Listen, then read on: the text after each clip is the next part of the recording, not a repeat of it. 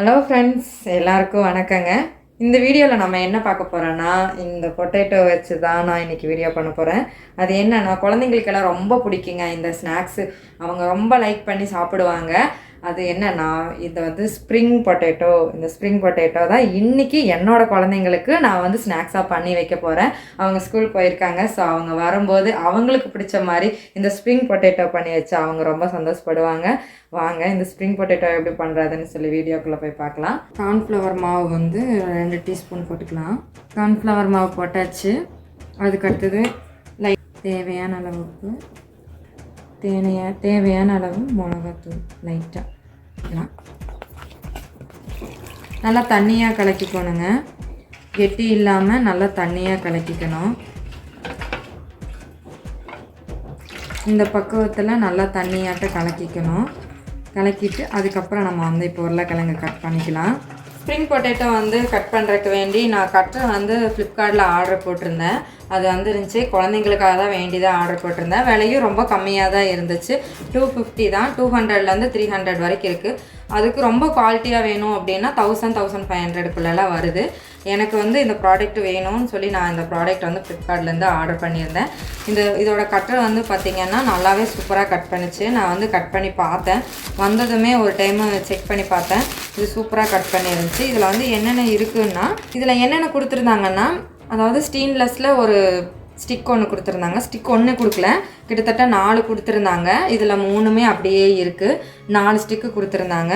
அதுக்கப்புறம் ஒரு ஒயிட் கலரில் ஒரு ஹோல்ட்ரு. இது வந்து கட்ரு, எல்லோ கலரில் ஒரு கட்ரு ஒன்று கொடுத்துருந்தாங்க.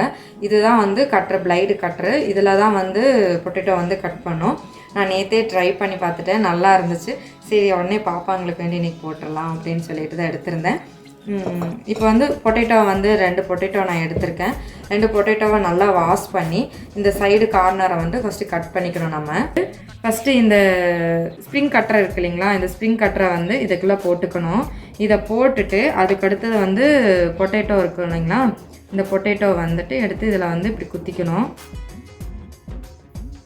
ஈஸியாக தான் இருக்குது. இதை போட்டுட்டு அதுக்கடுத்தது இந்த ஹோல்டரை வந்து நல்லா இப்படி உள்ளே வச்சு, இந்த ஒயிட் கலர் ஹோல்டரில் வந்து நல்லா வச்சு இந்த உருளைக்கிழங்கை வந்து இதுக்குள்ளே ஃபிட் பண்ணிவிட்டு, அதுக்கடுத்தது இந்த ஸ்ப்ரிங் இருக்குது இல்லைங்களா, இந்த ஸ்ப்ரிங் வர மாதிரிக்கு உள்ளே போகணும். நல்லா உருளைக்கிழங்கையை வச்சு நல்லா ப்ரெஸ் பண்ணிவிட்டு இப்படி உள்ளே போக வைக்கணும். இது வரைக்கும் ஃபுல்லாமே உள்ளே போகிற மாதிரி நல்லாமே கையில் ப்ரெஸ் பண்ணிக்கணுங்க.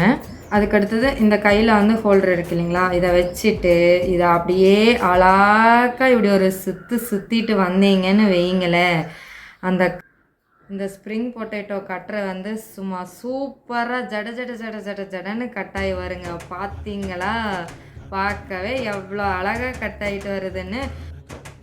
அவ்வளோதாங்க. இப்போ இதை எடுத்தாச்சு. சூப்பராக கட்டாயி பொட்டேட்டோ வந்து வந்துருச்சு. இதே மாதிரி நம்ம 2 எண்ணம் வந்து அழகாக அப்படியே கட் பண்ணிக்கலாம். பார்த்திங்களா, பார்க்கவே அழகாக இருக்குது. ஸ்ப்ரிங் பொட்டேட்டோ வந்து கட்டுற நல்லா யூஸ் ஆகிருக்கு, நல்லாவே கட் பண்ணது.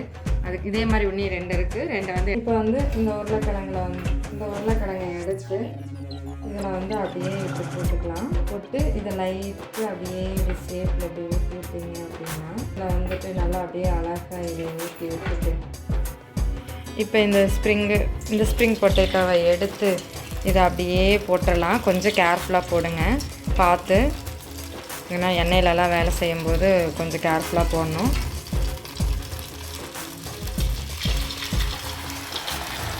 இது அப்படியே போட்டாச்சு. இது ஒரு சைடு வந்து நல்லா வேகட்டும். அதுக்கப்புறம் வந்து நம்ம அப்பளம் எடுப்போம் இல்லைங்களா, அந்த ஸ்டிக்கு வச்சு நம்ம வந்து திருப்பி விட்டுக்கலாம். இப்போ நல்லாவே இது வெந்துட்டுருக்கு. சூப்பரான ஸ்ப்ரிங் பொட்டேட்டோ வந்து ரெடி ஆயிடுச்சு. இனி அவங்க வருவாங்க, வந்தோன்னே அவங்களுக்கு கொடுத்து பார்க்கலாம், அவங்க எந்த மாதிரி சந்தோஷப்படுறாங்கன்னு பார்க்கலாம். நான் போய் அவங்க வர டைம் ஆயிடுச்சு. நான் போய் அவங்கள போய் கூப்பிட்டு வந்துட்டு இந்த ஸ்ப்ரிங் பொட்டேட்டோ எடுத்து கொடுத்து பார்க்குறேன். வந்து அந்த 2 போட்டுக்கலாம். இப்போ வந்து ஸ்ப்ரிங் பொட்டேட்டோ எடுத்து கொடுத்துட்டேன். அவங்க சாப்பிட்டுட்டு இருக்காங்க. எப்படி இருக்குன்னு சொல்லி அவங்களே சொல்லுவாங்க. எப்படிமா இருக்குது? சூப்பராக இருக்குதா? சூப்பராக இருக்குதா ஸ்ப்ரிங் பொட்டேட்டோ? ரொம்ப பிடிச்சதா? பார்த்தீங்கன்னா வந்ததும் வந்து ஈவினிங் ஸ்நாக்ஸ் வந்து அவங்களுக்கு வந்து ஸ்ப்ரிங் பொட்டேட்டோ ரெடி பண்ணலாம். நம்மளும் வந்து வீட்டில் ஈஸியாக வந்து இந்த ஸ்ப்ரிங் பொட்டேட்டோ வீட்லேயே பண்ணி நல்ல ஆயிலில் வந்து பண்ணி நம்ம குழந்தைங்களுக்கு நல்லபடியாக கொடுக்கலாம். உங்களுக்கு பிடிச்சிருந்தா இந்த வீடியோ வந்து லைக் பண்ணுங்கள், உங்கள் ஃப்ரெண்ட்ஸுக்கெல்லாம் ஷேர் பண்ணுங்கள். கமெண்ட் பண்ணுங்கள். மறக்காமல் நம்ம சேனலை வந்து சப்ஸ்கிரைப் பண்ணுங்கள். சப்ஸ்கிரைப் பண்ணிவிட்டு அந்த பக்கத்தில் இருக்கிற அந்த பெல் பட்டனையும் ப்ரெஸ் பண்ணுங்கள். இது வரைக்கும் நான் பேசுனது போதும். நானும் போய் எனக்கு வேணுங்கிற ஸ்ப்ரிங் பொட்டேட்டோவை போட்டு நானும் ஸ்ப்ரிங் பொட்டேட்டோ சாப்பிட போகிறேன்.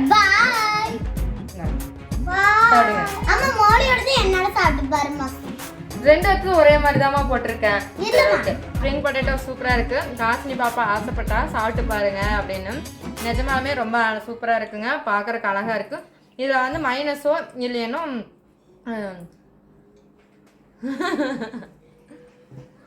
இதில் வந்து மைனஸோ இல்லைன்னா சாஸோ ஊற்றி உங்கள் குழந்தைங்களுக்கு அவங்களுக்கு எந்த சாஸ் ரொம்ப பிடிக்கும்னு உங்களுக்கு தெரியும் இல்லைங்களா? அதனால் நீங்கள் அதை கொடுங்க. இன்றைக்கி என்னோட கிட்ட சாஸ் இல்லை, அதனால் நான் வந்து லைட்டாக பெப்பர் பொடியும் லைட்டாக உப்பு மட்டும் போட்டிருக்கேன். அதுதான் அவங்களுக்கு கொடுத்துருக்கேன். அவங்க சாப்பிட்டு இருக்காங்க. பாருங்கள், சும்மா இதையவே பார்த்துட்டே இருக்கிறான். சரி சாப்பிடு.